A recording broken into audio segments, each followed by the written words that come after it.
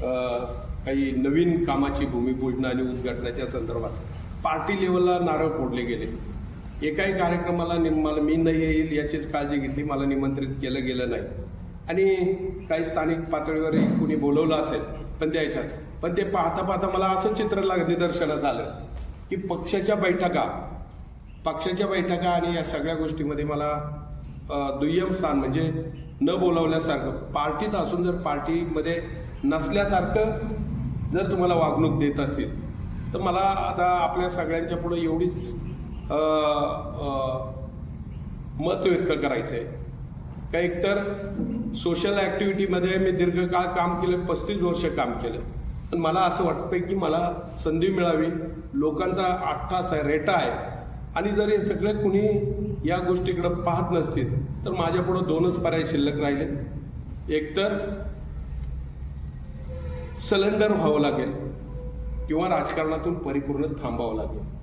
अन्यथा काही भूमिका घ्यायची असेल तर लढावं लागेल. लढावं या मरावं या 2च भूमिका शिल्लक आहेत.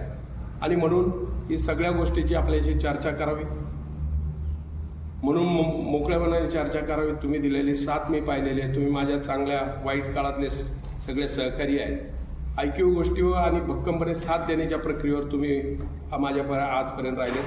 माझी अपेक्षा आहे की तुम्ही निश्चितपणे या गोष्टीतून मला काय मार्ग असावा, मी काय करावं. आता माझे तसेही पण सगळ्या बाजूने लढण्याचे किंवा पक्षाच्या वतीने उमेदवारी मिळवण्याचे संकेत जवळजवळ शून्य झालेले आहेत. कारण वळसे पाटलांनी ज्यावेळेस एक मिटिंग पारगावला घेतली त्यावेळेस पारगावचे वळसे पाटलांनी मला सांगितलं नाही, पण पारगावचे जे कार्यकर्ते मिटिंगला होते त्यांनी स्पष्टपणाने सांगितले का विवेक वळसे पाटीलांचं तिकीट आम्ही फायनल आहे तुम्ही समजा आणि तुम्ही जोशानं काम करा. तर या परिस्थितीमध्ये मी काय निर्णय घ्यावा हा मला सुचत नाही. म्हणून निश्चितपणे आपल्या दरबारात येण्याचा माझा प्रयत्न राहिलेला आहे. आपण सगळे माझे सहकारी मला याच्यातून योग्य मार्गदर्शन करा. एकतर मी ह्या राजकीय प्रक्रियेत राहील अथवा न राहील या 2च व्यवस्थेमध्ये मी आहे. आणि अन्य मी आज अखेरपर्यंत कुणी अनेक लोकांनी चर्चा केल्या, कोणत्या पक्षाशी बोलतात का, कोणत्या पक्षाशी चालतात का, यांनी काय केलं, त्यांनी काय केलं, ह्या गोष्टीवर मी फारसं कोणाशी विचारणा केली नाही आणि इन्क्वायरी पण केली नाही. पण आज मला ही गरज वाटली की आपल्याशी बोलावं, अन्यथा माझी आयुष्यातली चूक ठरू शकते आणि म्हणून आपल्याशी बोलायला मी आलो.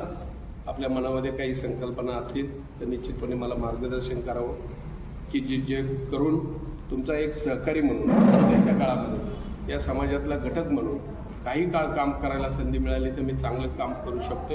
ही प्रतिभा जेव्हा मी घेऊन जातो आहे त्यावेळेस आपल्या सगळ्यांच्या मार्गदर्शनाची मला गरज वाटते. म्हणून मी आपल्यासमोर आहे. काही विचारायचं असेल तर